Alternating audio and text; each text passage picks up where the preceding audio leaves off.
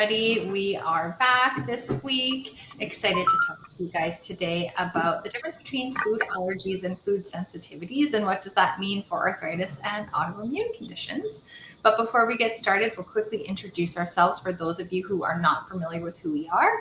My name is Jessica Melnick. I'm a registered holistic nutritionist, the founder of the Anti-Arthritis Method, the host of the Happy Joints Arthritis Solutions Group, and I help both women and men with various forms of arthritis get back to living life the way that they choose to, not the way that they have to.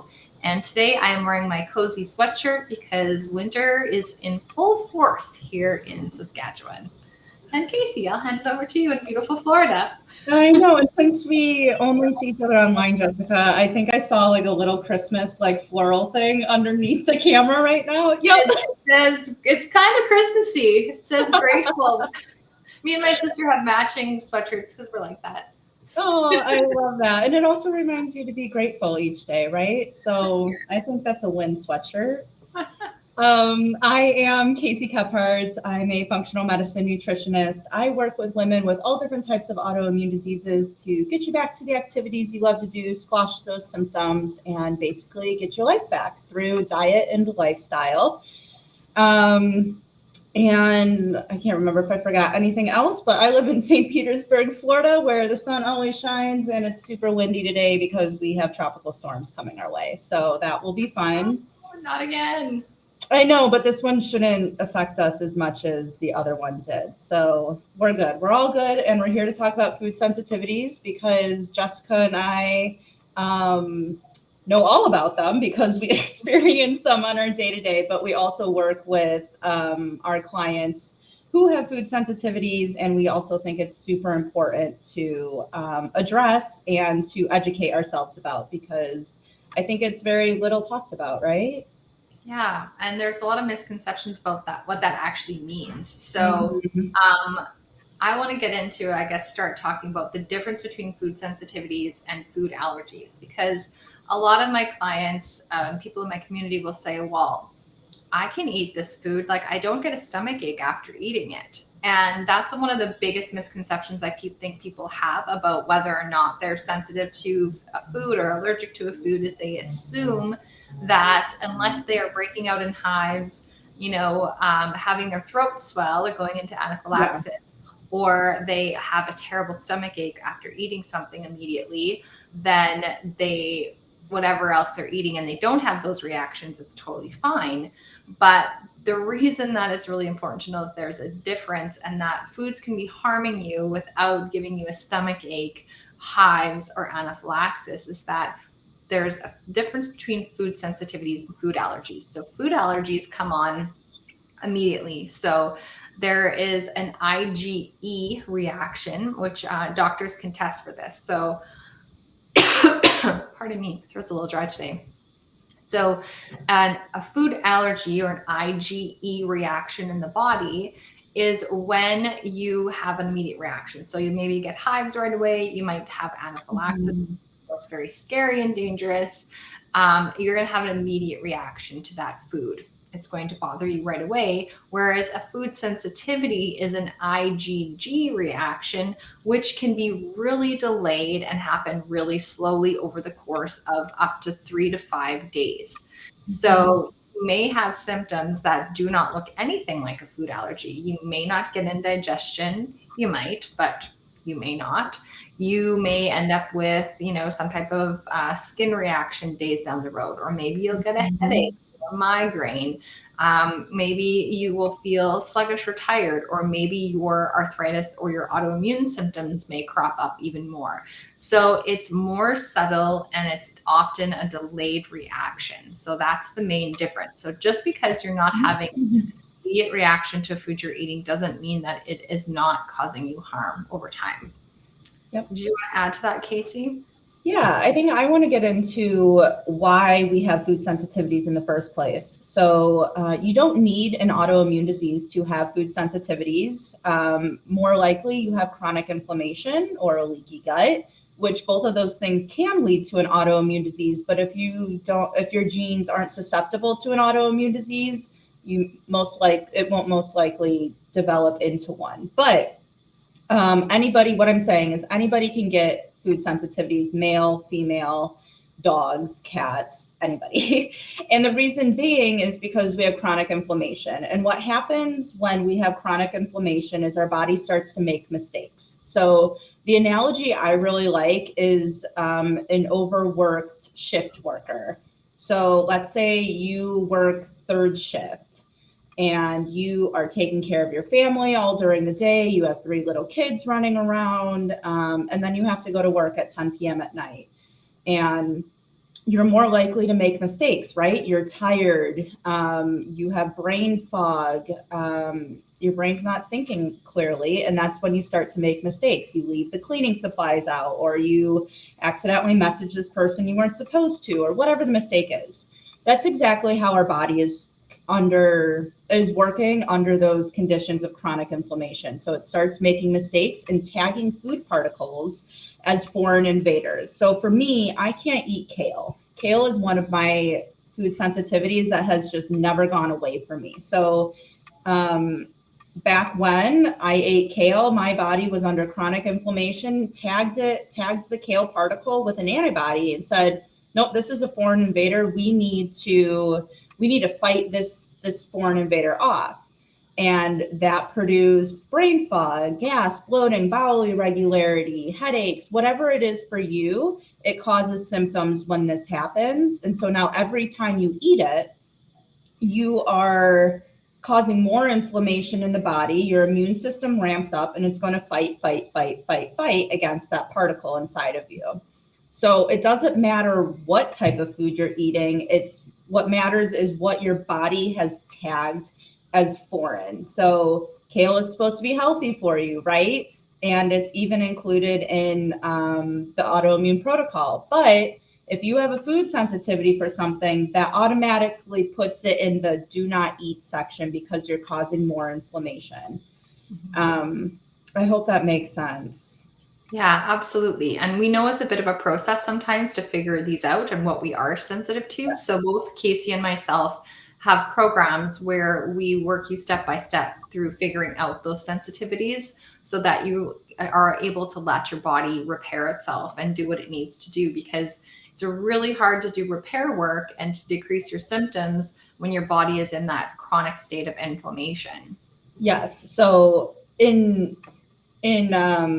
with working with our food sensitivities in our programs, we're also working, though, on reducing the inflammation, healing the leaky gut, so those food sensitivities can then go away. Not all food sensitivities will go away. You might have some for the rest of your life, but when you do heal your gut, lower your chronic inflammation, you can most likely reintroduce those foods that you were sensitive to either a couple times a week or every day, and your body will handle it well. If you're like Kale and myself, you just never will. So it's just a guess and check, and a blood test won't tell you, if this will ever go away, but it will tell you what you are sensitive to and maybe what you should put on the back burner for a while and then reintroduce later. And we go through all of that in our programs and how to navigate. Absolutely. So we're going to get into a little bit more about how we figure out what foods we're sensitive to. But first, I'm going to let you guys know some of the symptoms that you might have if you are having food sensitivities. So like I mentioned before, you may have a flare up in your joint pain if you have arthritis. You may experience more fatigue or other autoimmune symptoms. You may have things like itchy eyes, runny nose, skin irritation such as rashes, hive, eczema, psoriasis, digestive disturbances like bowel irregularity or upset, constipation, mood changes, brain fog, headaches. So, like I said, it can be pretty obvious or more subtle, and it doesn't always mean you're going to have a digestive distress or disturbance if you are sensitive to food. It manifests itself in so many other ways too. Yeah, for me, it's like a truck almost hits me. Not even talking about like the GI upset, because that's real, but it's like I have this sudden rush of fatigue, like a truck hit me, and then my eyes get very watery. And the minute my eyes get watery and that fatigue hits, I know I ate something that my body does not like. And that can change from day to day to day for me. So it's knowing these symptoms and knowing your body that will help you be able to figure out what your food sensitivities are, even without a test. Yeah, absolutely. Mm-hmm. So I'm sure you guys are asking, well, how the heck do I find out what foods I'm sensitive to? So one of the things we have our clients do in our program is we begin with an elimination phase for a minimum of 30 days. So our body stops producing those antibodies that we were talking to you guys about, the IgG antibodies, and it allows our body to calm down, our immune system to calm down, our gut to start repairing itself. And then once we start feeling much, much better, we gradually reintroduce one food at a time. And we use a food log to document how our body responds. And so, like I said, this can take, anywhere from 1 to 5 days. So you need to take your time. This is very methodical and slow. There is a method to the madness, though. And it is really important that you take your time and you do this properly so that you can get a really good, accurate reading on how that food is affecting you or not. And so we do that with the food log as well, and the gradual reintroductions. And Casey, did you want to talk a little bit about food sensitivity testing? It's an option. My belief is that doing the elimination and then the gradual reintroduction is the gold standard, most accurate way to do this. But food sensitivity testing can also be an option. So I know you know a little bit more about that than I do. Yeah, and they're not 100% accurate. There's better ones than others, but it gives you an idea of what to start eliminating if you really aren't in tune with your body and what symptoms to look for, or there's so many variables in your life.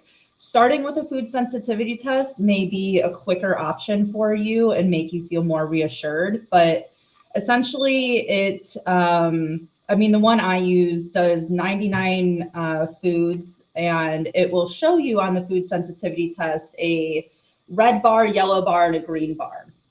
The green foods are you're good, your body is not producing any antibodies or inflammation for these foods, eat them. The yellow is like, okay, we have some inflammation, maybe don't eat this every single day. And these are the ones that you will want to eliminate for about 6 weeks, just to get that inflammation down, kind of get rid of those antibodies. And then there's a red bar. And the red bar is all of the foods that's like, oh, hell no, my body does not like this, do not eat. And so everything in the red bar, you'll want to eliminate for 6 months. These are the super inflammatory food sensitivities that this test is showing. So worst case, 6 months, then reintroduce. Best case, nothing. Middle case, 6 weeks.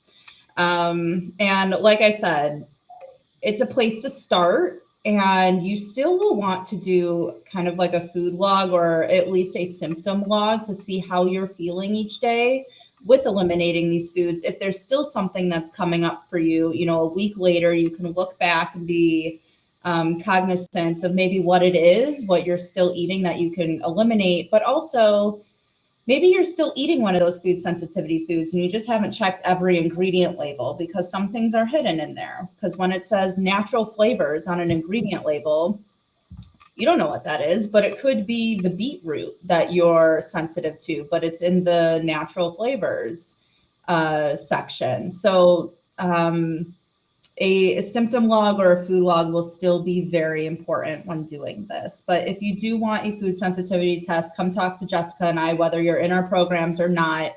We'll be happy to hook you up with one, and then also to go over it with you. Absolutely. And like we mentioned before, this isn't necessarily like a forever, I can never eat this or that food again. Like we said, after your body has had some time to do some repair and some healing, you can tend to tolerate a wider range of foods without having a reaction. So like I said, it is a process. And if you work with Casey and myself, we walk you through that. Make sure you have the support that you need to go through this process and do it properly and accurately so that you can have a lot less symptoms and feel a zillion times better. Yeah. And one thing too is that sometimes you will be able to eat that food again, but you won't be able to eat it every day. And then the food sensitivity will come back. So sometimes you can reintroduce it one time a week, 3 times a week without any symptoms, which is great. And other times you can do it every day. So that will be the other process of figuring out what's kind of your sweet spot with this food. And it will be different with every single food. But I know this sounds like a lot and a lot to be mindful of and adjust to. But what is the cost of not doing this, right? You still have these symptoms every day. You're getting more and more chronic inflammation. You might be seeing more doctors, taking more medications or supplements. So it's worth putting in the work and doing this and figuring it out for good, like Jessica and I have. And then it'll be easier to adjust and work around later. And the benefit of having Jessica and I on your support team is that we already did all of this work for you. We've done the gas and check. We know the symptoms, whether there are symptoms or our client symptoms, we know what we're looking for. So instead of you reinventing the whole wheel, you have us to bounce ideas and questions off of and make this a quicker process for you and be more assured and positive throughout this journey. Absolutely. No, mic drop. We're going to end it there. Couldn't say it any better. So thanks, everyone. Sorry, Casey, did you have anything else you wanted to add? I was just going to say next Thursday, well, not next Thursday, this Thursday, we're talking about gluten, another food sensitivity, but also how does gluten interact with your autoimmune disease, what we need to do for it, what other things we need to do. So always a very interesting topic, talking about gluten, and being somebody who has celiac disease, I love talking about it. So don't miss Thursday's live either. And Thursday's live is actually going to be tomorrow. That's right. Yes, we had to make a shift this week, so it'll be tomorrow. So yeah, we get us 2 days in a row. Awesome. All right, we'll see everybody tomorrow. Thanks for coming. Yes, take care, guys.